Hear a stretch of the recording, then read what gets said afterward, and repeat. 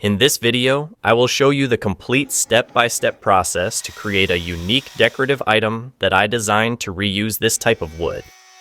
The wood I'll be using is cedar. The larger pieces are a little over 70 centimeters, and the other one is 90 centimeters. Both are 14 centimeters wide. These two are leftovers from other projects and are also a little over 90 centimeters long. First, I'll plane the larger pieces because they are warped.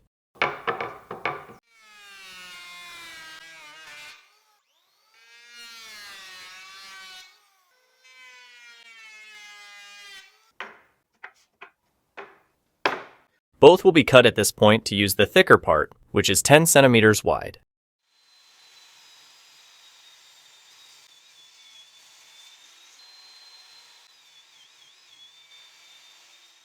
The shorter one will be left at 70 centimeters.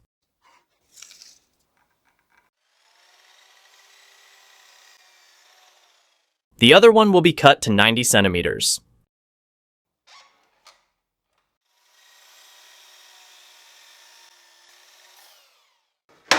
One of the sides will be kept. I'll leave it at 3 centimeters wide. The same will be done with these two.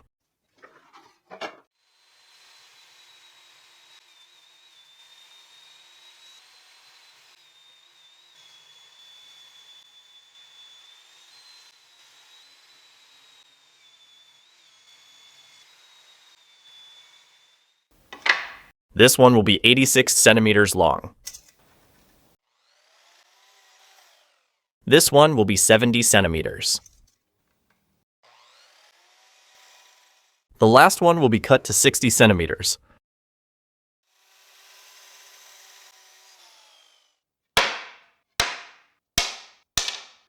Here are all the parts of the project. Next, I will standardize the thicknesses, with the larger pieces at 20 millimeters and the smaller ones at 17 millimeters.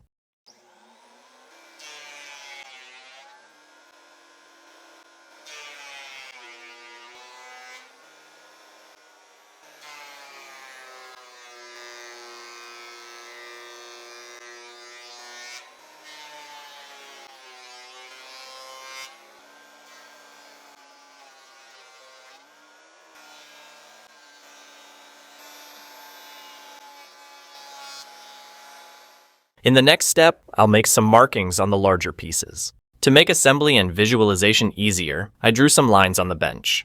Here, I drew one that is 70 centimeters long. I left 10 centimeters at the ends to draw these two in the opposite direction. Here, I left a distance of 50 centimeters. Then, I drew another one 20 centimeters away from this one. All the lines were drawn using the square. Now I'll place this part, which measures 70 centimeters. I'll position it exactly at the 10 centimeters mark, keeping this corner on the line. The piece that measures 90 centimeters will be positioned at the other mark. Both will be aligned on the inside. I positioned it with the square at 11 centimeters to mark it like this. On the other end, the marking will also be made, this one at 11 centimeters and this one at 51 centimeters. With both pieces well aligned, next I'll use this part, which measures 86 centimeters. I aligned it well at the 11 centimeters marks, and I'll draw a line on both sides of the piece. Here, it will be marked the same way, using the piece that measures 70 centimeters.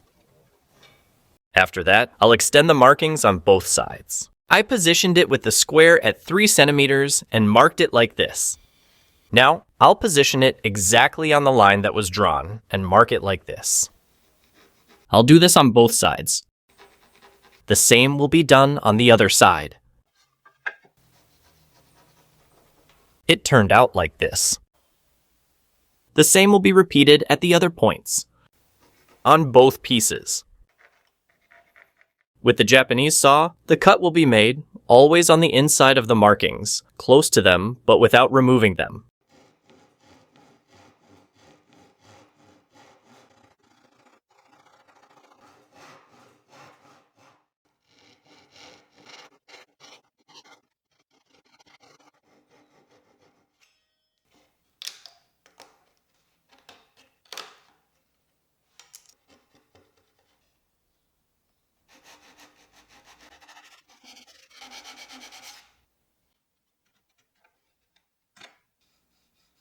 The same process will be done on the other points as well.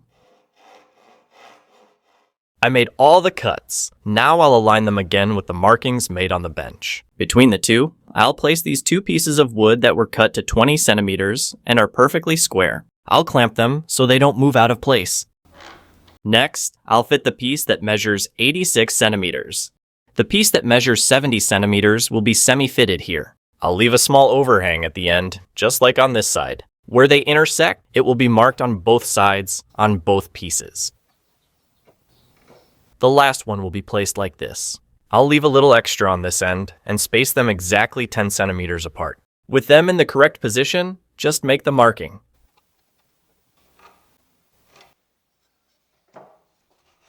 This point will be marked and cut as I did here. For the smaller pieces, I'll mark them like this. I place them at 15 millimeters on the square and will mark them like this. The lines that were made will also be extended. This will be done on both sides. This is the result. The same will be done with the other two.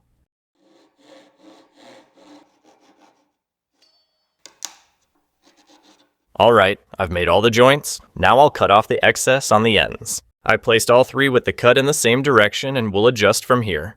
On the end, I'll remove the excess from the ones that turned out longer. Here the length is 85 millimeters. At this point, only the larger parts will be sanded. For this, I'll use 150 grit sandpaper. The smaller parts will be sanded after assembly.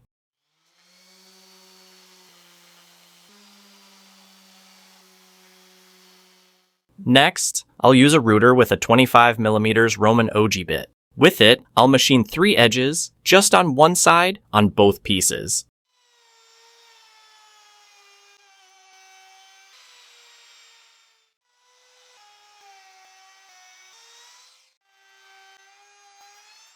In the next step, I'll assemble the pieces. I'll apply glue to the joints.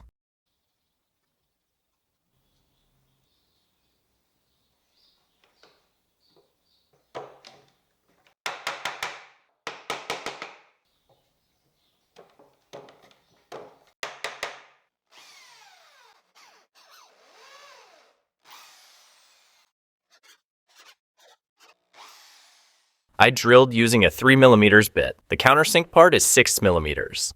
To reinforce the attachment, I'll use screws like this one. It's 40 millimeters by 3.5 millimeters.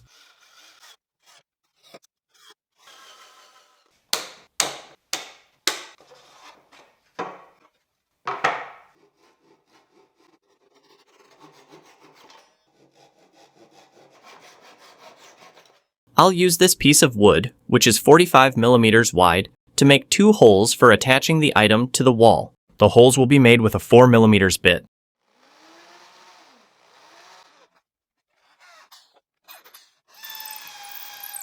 To attach the item to the wall, I'll use screws that are 6 centimeters long. I'll add these plastic caps to cover the screw heads. It's also possible to attach it from the back without the screws showing, which looks even better. For that, you'll need to use a fitting like this.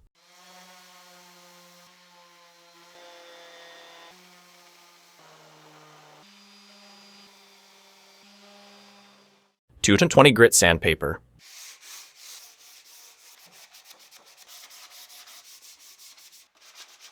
Well, for the final finish, I'll apply high gloss PU varnish with a hardener. I always apply it with a spray gun.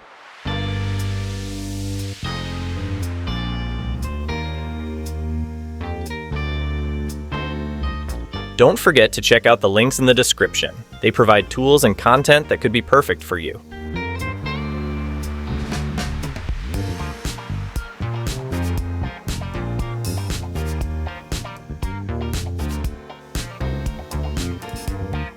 Well folks, here's the finished piece. It's a decorative wall shelf. If you liked it, leave a like and subscribe to the channel to get more videos on creative woodworking.